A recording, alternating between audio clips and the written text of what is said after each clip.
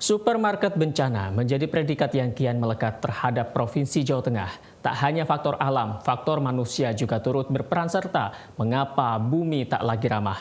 Perencanaan wilayah dan tata ruang tentu menjadi salah satu sorotan utama. Dan berikut ulasan khas Net Jawa Tengah.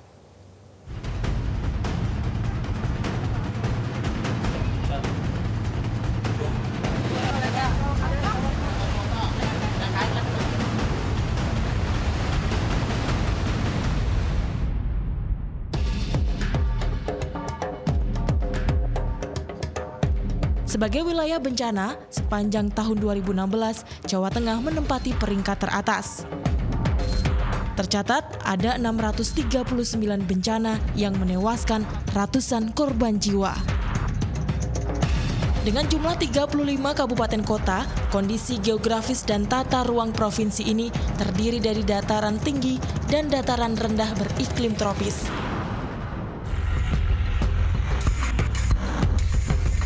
Hampir seluruh tipe bencana pernah melanda.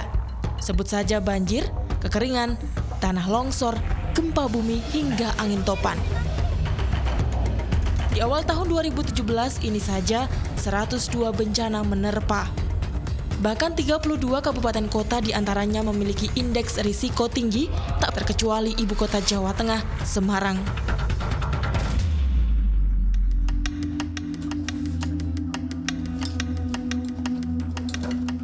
Dusun Winongsari, Kecamatan Ngalian ini misalnya.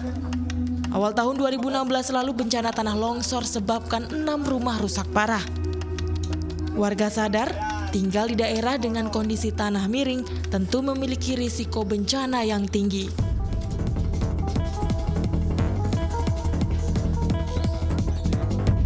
Namun nyatanya, warga tetap bertahan. Kalau musim-musim penghujan ya kekhawatiran tetap ada. Kalau kan kita ya tidak tahu, mungkin tanah labil kan, gitu. Nanti wayah-wayah kalau ada longsor bisa juga terjadi. Tapi untuk warga sini khususnya yang bertempat tinggal kurang lebih ada yang 40 tahun, 45 tahun itu sulit untuk diajak tinggal yang lain. Nah, selama ini antisipasinya pondasi yang longsor kemarin itu sudah dibantu dari dinas-dinas terkait, ada yang dari BPBD, dari PMI dan lain sebagainya, dari wali kota juga ada. Terus kita bangunnya dibangun kerja bakti, Mbak. Kerja bakti terus dipakai besi-besi ukuran 13 sampai 16, jadi ya udah kuat gitu. Kewaspadaan tentu harus ditingkatkan, termasuk sigap dan tanggap akan bencana yang datang sewaktu-waktu. Nah, ini adalah perbedaan tanah di daerah sini yang memang rawan longsor. Ini yang masih padat, dan yang sebelah sini ketukannya berbeda seperti mengetuk ruang kosong. Itu artinya tanah di bawah tempat ini sudah berongga dan sangat labil. Jadi ketika hujan turun lebat, kemungkinan untuk tanah ini longsor menjadi sangat besar. Ya Mas ya, coba lagi. Serem juga ya.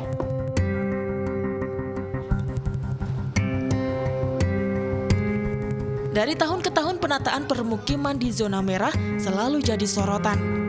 Namun faktanya, perumahan dan bangunan baru kian bertambah tanpa aturan jelas.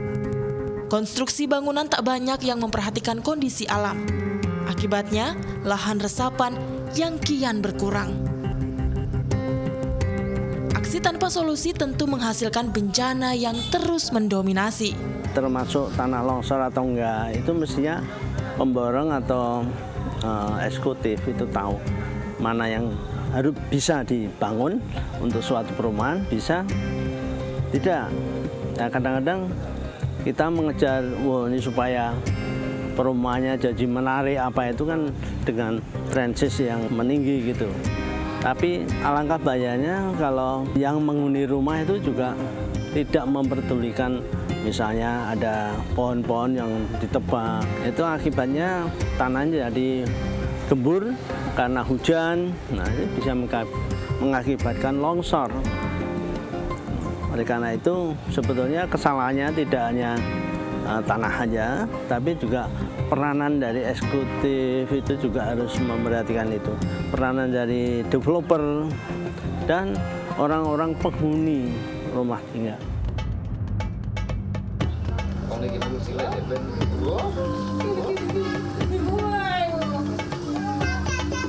Tak berdiam diri, pemerintah provinsi menyiapkan antisipasi sedini mungkin guna mengurangi risiko bencana alam. Untuk tahun ini Ganjar Pranowo memerintahkan dinas terkait memprioritaskan penanganan banjir dan longsor yang masih mendominasi angka bencana di Jawa Tengah. Ini cerita investasi penanganan konservasi di daerah hulu, perilaku kita semuanya untuk tidak merusak, dan kemudian ya sedimentasi dan sebagainya itu yang suka tidak mau, suka tidak suka, mau tidak mau, wong itu sudah terjadi ya mesti dinormalisasi.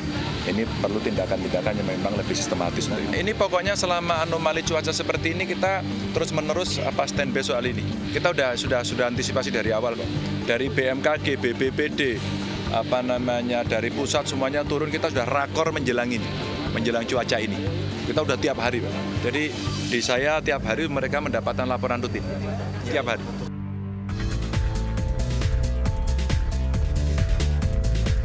Gayung bersambut, penanganan bencana adalah tanggung jawab bersama. Tak hanya pemerintah, pasukan oranye Basarnas pun juga disiagakan 24 jam. Kalau sudah dinyatakan memasuki musim hujan, biasanya kita di internal kami, kantor Sar Semarang ini sudah siaga 1. Artinya kekuatan personil full tim 127 orang. Baik kita sebar di Semarang, Cilacap, Jeporo maupun di Pos Solo. Jadi kita siagakan penuh personilnya.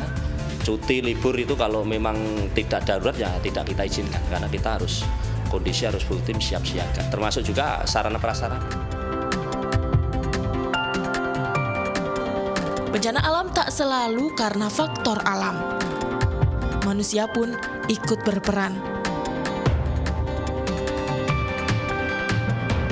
Dimulai dari hal terkecil, sayangi alam tanpa membuang sampah sembarangan.